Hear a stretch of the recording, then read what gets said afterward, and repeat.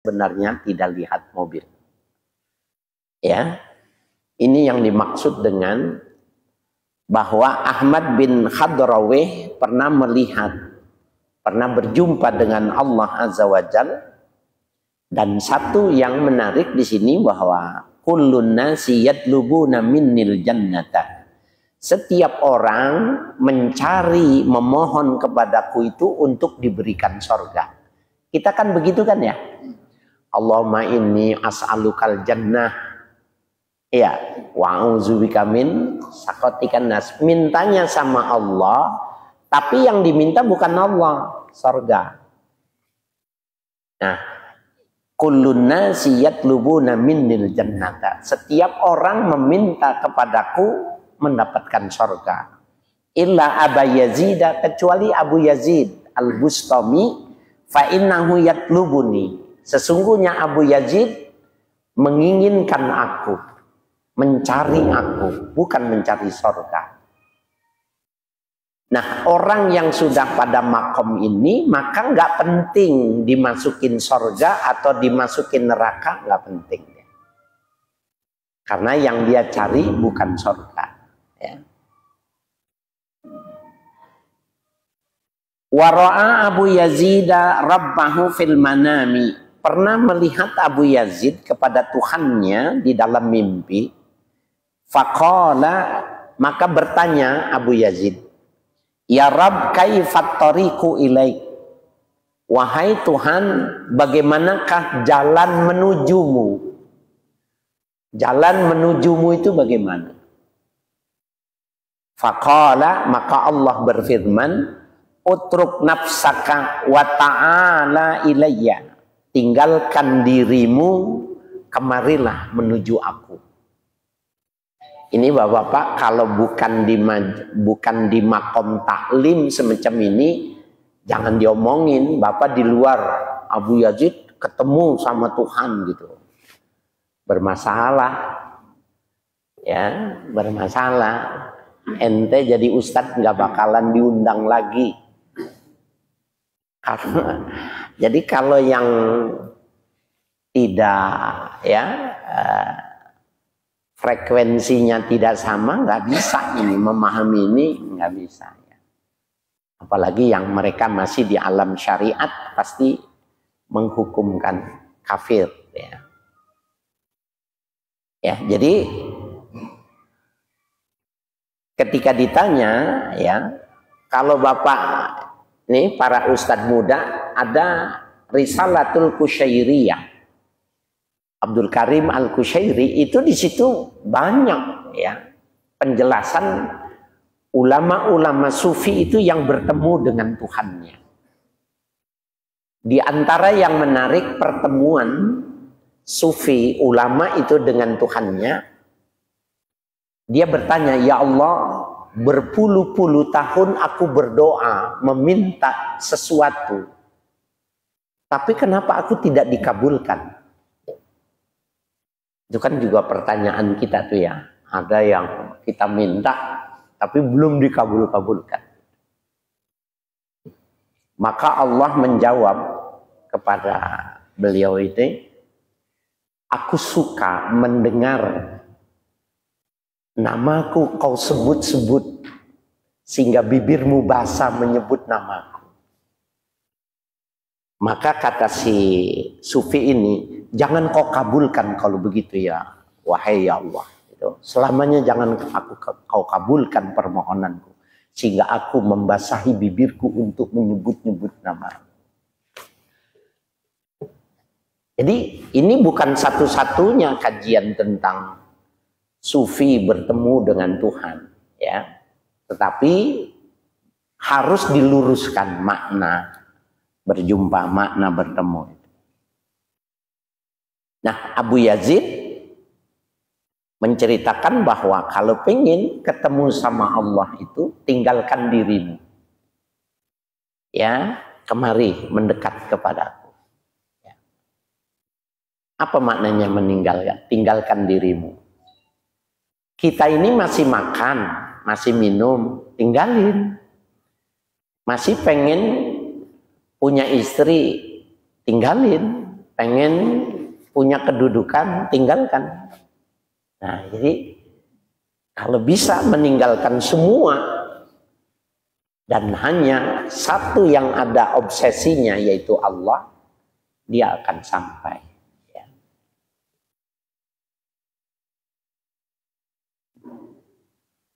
Wa ru'iyat Shibli ba'da mautihi fil manami. Pernah dimimpikan Imam Shibli setelah kematiannya di dalam tidur. Fakilanahu, maka ditanyakan kepada Imam Shibli, ma fa'lullahi bik. Apa yang dilakukan Allah? Allah melakukan apa kepadamu? Faqala, maka menjawab Imam Shibli, lam yatlubuni ala dawa'iya bil burhan. Aku tidak dituntut dengan dakwah-dakwah yang aku lakukan dengan dalil-dalil yang aku sampaikan.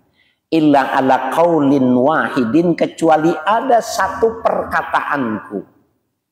Qultu yauman, yang aku mengatakannya pada satu hari. Ayu khasaratin a'zamu min khusranil jannah. Ya. Adakah kerugian yang lebih besar daripada kerugian tidak mendapatkan surga? Faqala, ya, kemudian dikatakan oleh beliau, ayu khasaratin a'zamu min khusranil liqa'i.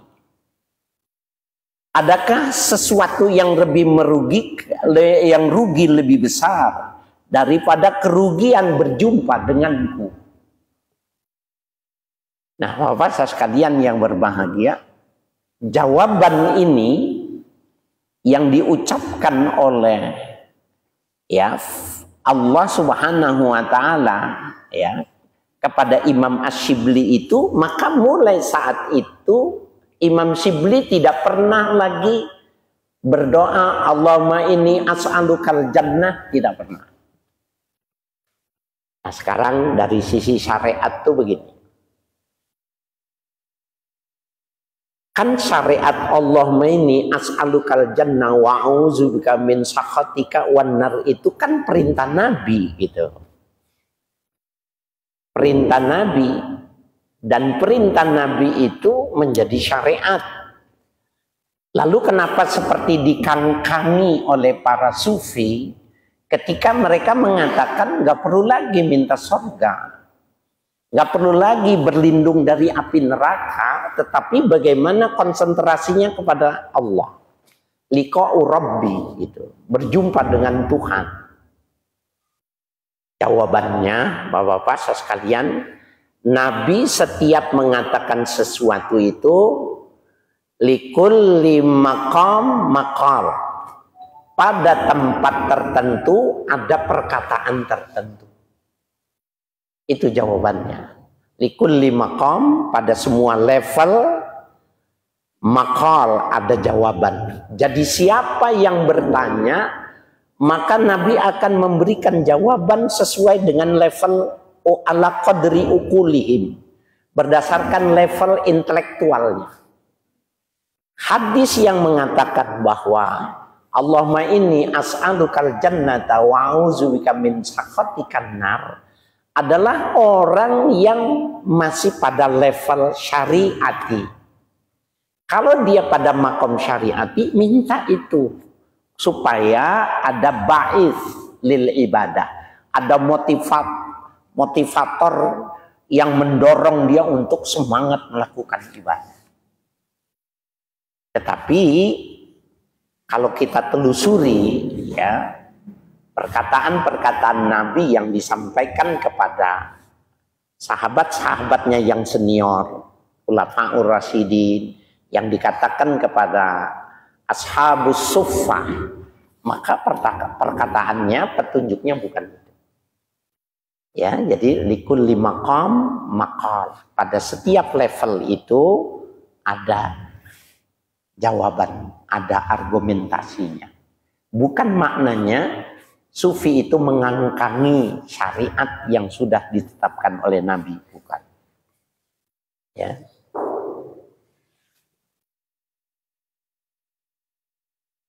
Jadi memang perlu banyak belajar hadisnya, sehingga dengan banyak belajar hadis, ya, bahwa kita akan ketemu makom-makom sufi yang dirujuk, dijadikan referensi untuk para sufi itu membuat sebuah pendapat gitu. Jadi nggak ada yang bertentangan. Bila ada orang yang menilai perkataan ini bertentangan, maka sama-sama ngaji lagi, maka kita akan menemukannya. Ya.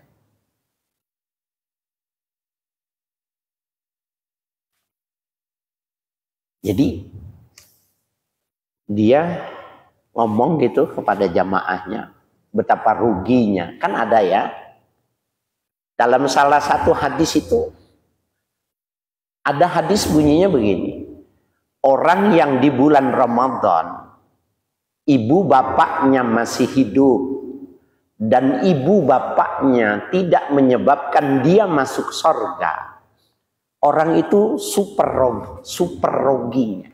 Ruginya itu super gitu. Ibu bapaknya tidak bisa menjadi tiket masuk surga.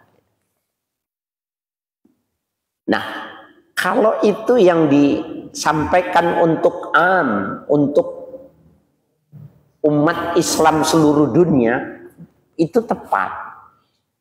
Bahwa secara syariat, balasan berbuat baik kepada ibu bapak itu luar biasa. Sorga bagi orang yang mau meladeni mengurusin ibu bapaknya. Rugi. Ya, bahkan uququl walidain, durhaka kepada ibu bapak, menjadi palang pintu untuk tidak bisa masuk ke dalam surga. Ya, itu jelas sekali. Tetapi ketika Allah mengatakan ayyu khasaratin a'zamu min khusranil liqa'i, itu menjadi sebuah pertanyaan, karena Nabi di dalam satu riwayat hadis, ya, Imam Al-Hakim meriwayatkan, nanti kita ini namanya pertanyaan imajiner namanya. Kan kita belum masuk surga ya, mudah-mudahan masuk surga semua bersama keluarga. Kita belum masuk surga, tapi sudah diceritakan di dalam hadis. Ketika penduduk surga, ketika di penduduk sorga sudah kumpul semua, fatajallallahu ala ahlil jannah, maka Allah menampakkan cahaya kebesarannya. Itulah yang dibilang liqa'i rabbi itu. Orang melihat Allah menampilkan cahayanya. Ada yang seumur hidup cuma sekali, ada yang setahun sekali, sebulan sekali, seminggu sekali, sehari sekali, ada yang setiap saat dia bisa melihat Allah. Bima kasibat aidina, tergantung dulu di dunianya. Nah, dalam hadis itu bilang gini, hal tardakum bihadhi,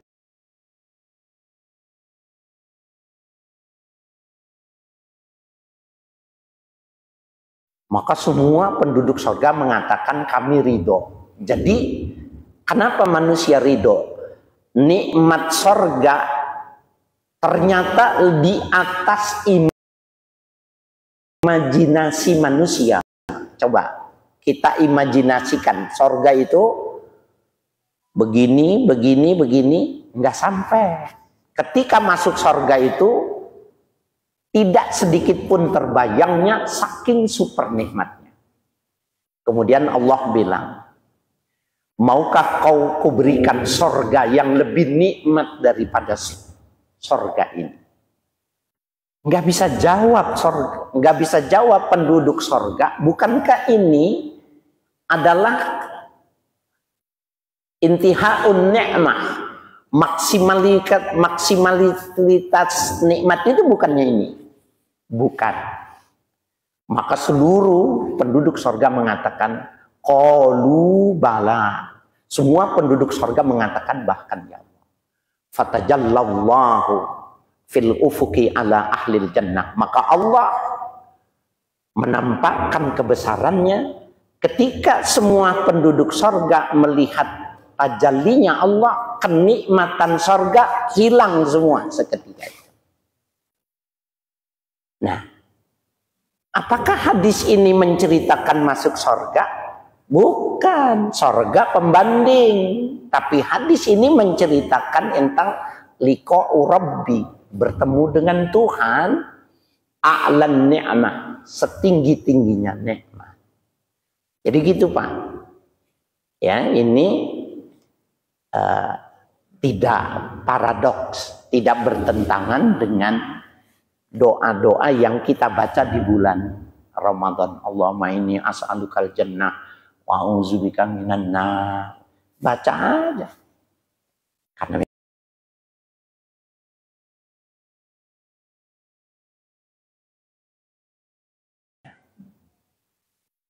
nah, jadi dia seakan diberi firman oleh Allah itu, kenapa nyari sorga? Kenapa tidak mencari aku?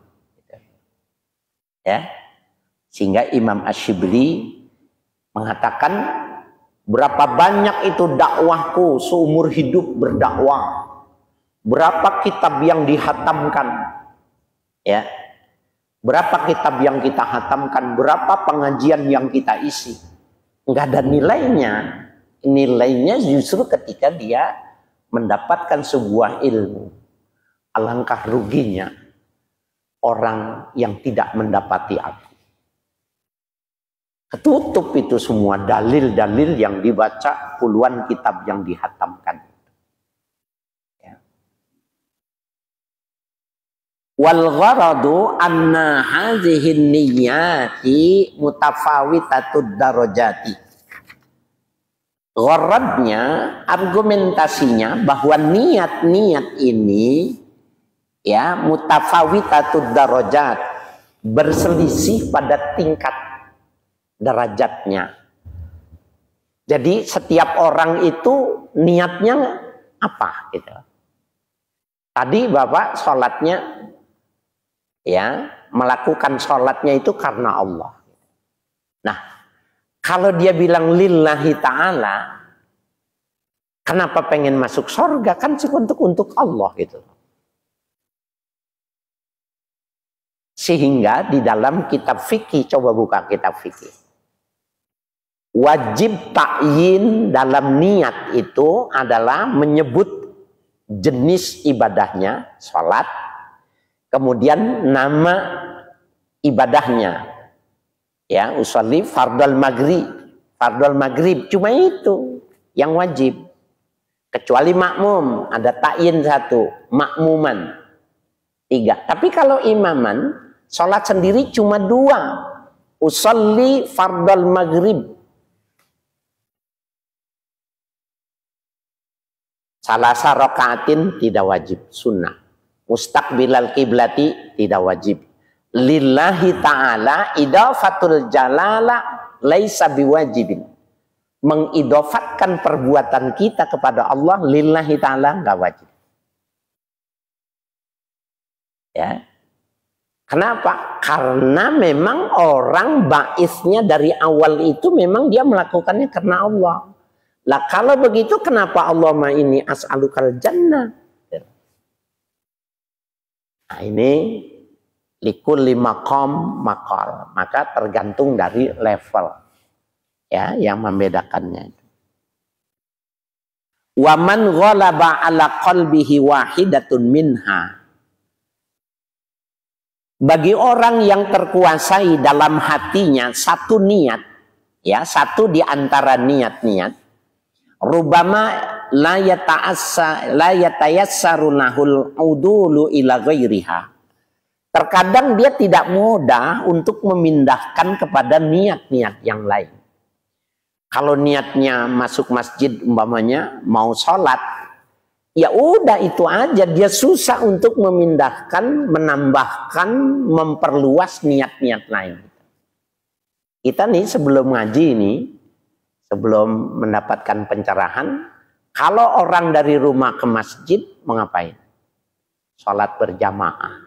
Pasti dia nulisnya sholat berjamaah. Padahal mau etikaf, mau sholat berjamaah, mau bersilaturahim dengan teman, mau idkhalus surur, mau zikir, mau baca Quran, semuanya diniatin sendiri. Padahal pekerjaannya cuma satu, masuk masjid.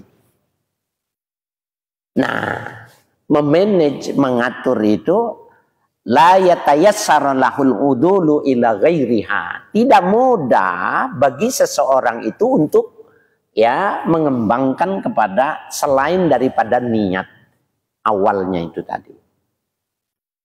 Wa ma'rifatu hadhil haqa'iqi turisu a'malan wa af'alan la yastankiru hazahiriyuna minal fuqaha.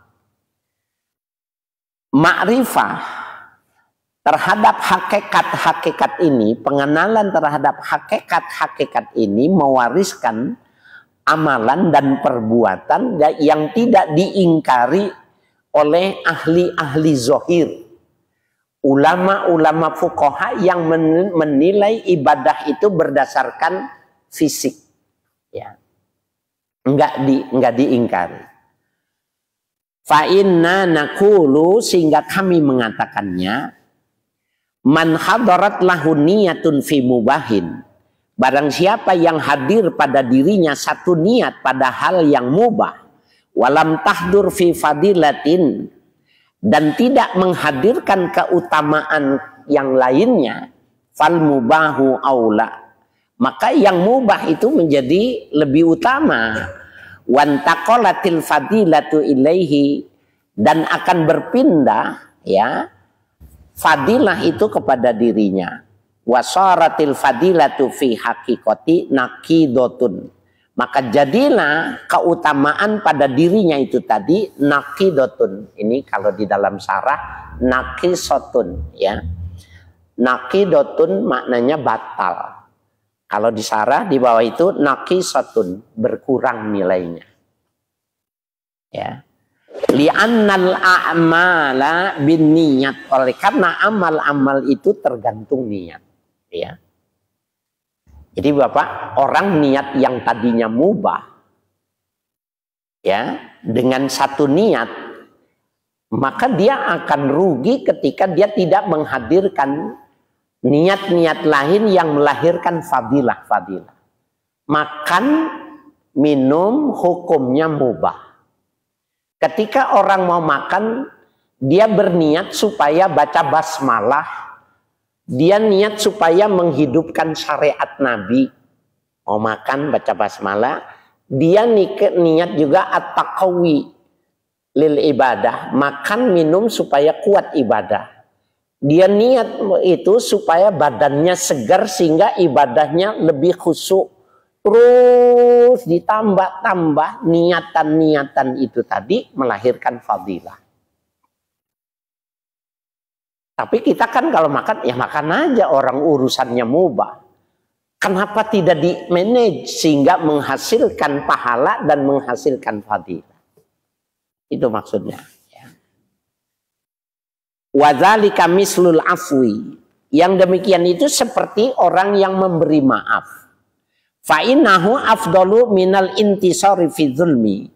Maka sesungguhnya memberi maaf itu lebih afdal daripada memperdaya seseorang fi zulmi, pada kezoliman.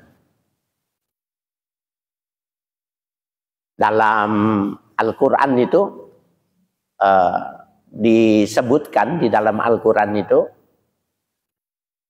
fa iza aqabtum fa'aqibu bimisli ma uqibtum bihi. Wal afu khairun lis-sabirin. Ya. Fa iza aqabtum, apabila kalian diberi akibat negatif, diblokade, dibunuh, dipukul, ya, akibatum bima uqibtum bih. Bimisli ma uqibtum. Balaslah dia seukuran yang sama yang dilakukannya. Gak boleh lebih. Itu Bapak sekalian. Dalam satu perang, kalau di dasar perang Uhud. Hindun, seorang Hindun, wanita perkasa kaya, dia bilang, siapa yang bisa bawa leher Muhammad, separuh hartaku kuberi sama dia. Kalau dia bawa dengan badannya, aku lebihkan, ku tambahkan. Akan kubelah dadanya. Nabi Muhammad nggak bisa ketangkep. Tapi yang ketangkep Hamzah. Pamannya Nabi, penghafal Al-Quran, guru menghafal Quran. Ketangkep. Dibelah dadanya oleh Hindun, dipotong hatinya, dimakan mentah-mentah oleh Hindun. Kalau sekarang itu pasti viral. Nabi Muhammad sakit, shock, karena pamannya dimutilasi. Dibelah dadanya, dipotong, dimakan mentah. Padahal niatnya itu Nabi Muhammad yang mau. Maka Nabi Muhammad, akan aku lebihkan balasanku kepada Hindun. Turun ayat itu. Faiza aqabtum fa'aqibu bimisli ma uqibtum bi. Kalau kamu disakiti, sakiti dia, tapi yang setimpal. Nggak boleh dimutilasi. Kalau dia belah dada, Nabi itu maunya mau dicacak gitu. Nggak boleh. Kamu balas misal itu. Nah ini yang dibahas nih. Ya. Jadi fa'aqibu bimisli ma uqibtum bihi. Kemudian beliau ayat itu mengatakan wal afu khairun lis-sabirin. Memberi maaf lebih bagus bagi orang-orang yang punya sifat sabar. Coba gimana? Kayak kita ya. Maka Nabi merubah. Nabi diperbaiki. Nabi tidak mau niat memutilasi Hindun. Sehingga turun satu hadis. Fatabassamallahu alal qatil wal maktul dakhalal jannah. Allah tersenyum melihat pembunuh dan yang dibunuh, keduanya masuk surga. Kalau Hamzah yang masuk surga, orang paham. Hindun masuk surga itu gimana ceritanya? Hindun ternyata tertarik dengan sikap Nabi Muhammad yang memaafkan dia. Masuk Islam, Hindun jadi panglima perang. Hindun menghabiskan hartanya buat fisabilillah. Hindun matinya mati syahid. Sehingga Allah tersenyum. Yang membunuh dan yang dibunuh dua-duanya masuk surga. Ya, subhanallah. Kalau kita sih romannya enggak kita kasih maaf ya. Kalau paman kita dibelah gitu dadanya. Hah? Iya, berat. Ya. Wa rubbama tahdurhu niyatun fil intisari dunal afwi. Terkadang hadir niat ya di dalam memperdaya orang yang zalim itu dunal afwi. Kita nggak mau memberi maaf. Fayakunu dzalika afdalu, bisa jadi yang semacam itu lebih afdal ya. Nah, jadi Bapak sekalian, kadang-kadang kita perlu juga belajar manajemen hati gitu ya. Wa mislu ayyakuna lahu niyatun fil akli wa syurbi wan naumi. Seumpama demikian itu niat seseorang makan, minum dan tidur liyuriha nafsahu, agar menjadi segar, menjadi fit dirinya. Wa yataqawwa 'alal ibadati fil mustaqbali, dan menjadi kekuatan makan, minum, dan tidurnya itu di dalam melaksanakan ibadah pada tempo yang akan datang. Walaisa tanba'itsu niyatuhu fil halain li shaumi was shalah. Yang tidak lahir niat demikian itu pada kedua hal, ketika sholat, ketika puasa, dan ketika sholat. Enggak ada tuh timbul ba'is niat yang semacam itu. Fal aklu wan naumu huwa afdalu lahu. Maka makan dan tidur lebih afdol dari sholatnya. Kan orang marah ini kalau ulama fikih marah bener nih kalimat ini. Bisa tidak tidur lebih afdol dari sholat? Bisa, kata mutasawwif. Ya marahlah. Ya. Padahal makan, minum, tidur itu mubah. Sholat itu kewajiban. Atau sekurang-kurangnya sholat itu hukumnya sunnah gitu. Ya, makan, minum, tidur itu mubah. Kok bisa yang mubah mengalahkan yang sunnah? Bila niatnya banyak dan bagus. Saya makan, minum, dan tidur supaya diri saya fresh, supaya kuat saya beribadah untuk waktu-waktu berikutnya. Waktu sholat, niatnya sholat aja. Waktu puasa, niatnya puasa saja. Kata Imam Ghazali, lebih bagus tidur, makan minumnya daripada sholatnya. Ya, jadi kualitasnya itu sangat ditentukan di niat. Ya. Balauman lal ibad, ya, balauman lal ibadat limuazabatihi alaihi wa sakana nasyatuhu wa dha'ufat rughbatuhu wa alima annahu law taraffahu sa'atan bilahwin wa hadisin ada nasyatuhu fallahu afdalu lahu minas shalah. Ini tambah marah lagi nih fuqaha nih. Ya. Bal lauman lal ibadata limuazabatihi alaiha. Bahkan seandainya jenuh dalam beribadah limuazabatihi alaiha, karena rutinitas yang dilakukan dengan ibadah-ibadah itu.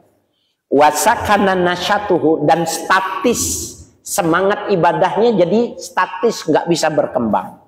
Wadha'ufat rughbatuhu, lemah keinginan untuk melakukan doyangan ibadahnya lagi lemah. Wa alima annahu law taraffahu sa'atan, dan dia mengetahui seandainya dia refreshing sejenak bilahwin, dengan hal-hal yang lahwun, hal-hal yang tidak ada nilainya, wa hadisin, atau melakukan sesuatu yang baru. Hadis di sini maknanya melakukan sesuatu yang baru, bukan yang rutinitas. Ada nasyatuhu, bisa mengembalikan semangat ibadahnya, fallahu afdalu minas shalah. Maka memainkan lahwun itu lebih afdal dari sholat dia. Dia sholat nih udah capek gitu. Mau sholat lagi semangatnya lemah gitu.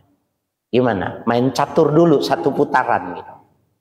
Main catur, satronji, main catur dulu. Habis main catur, dia bisa melakukan sholat lagi 100 rakaat. Kalau dia ini tadi dia tidak main catur, maka dia bisa sholat 1 kali 2 kali salam. Main caturnya lebih bagus dari sholat yang dia kerjakan.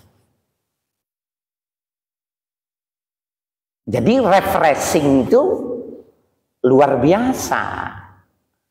Cuma ini memang kan bahasannya jadi mesti hati-hati.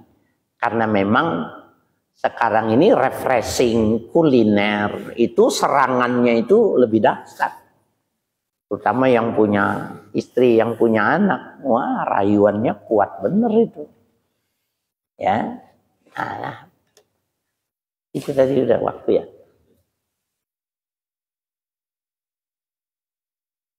Di mana ya berhentinya? Fayakunu dzalika, maka yang demikian itu tadi main sejenak aunan li alal haq. Ya, kelewatan ya. Ya. Fallahu afdalu lahu minas sholati. Qala Abu Darda wallahu a'lam.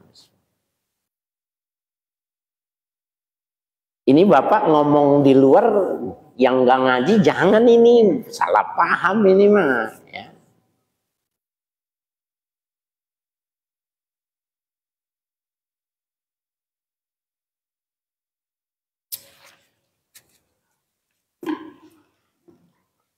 Malam